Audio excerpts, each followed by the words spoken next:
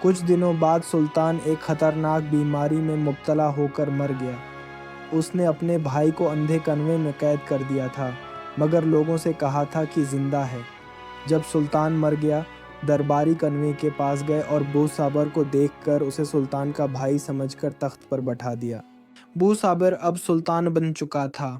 اسے معلوم تھا کہ یہ سب اللہ کا انعام ہے۔ اس نے عدل و انصاف سے حکومت کی۔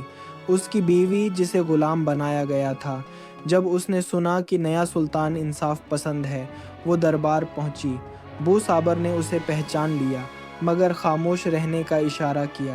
اسے محل بھجوا دیا اور اس سپاہی کو قید کروا دیا۔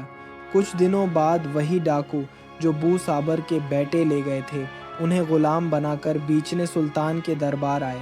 بو صابر نے بیٹوں کو بھی پہچان لیا، اسے محل بھجوا دیا اور ڈاکوؤں کو بھی قید کر دیا۔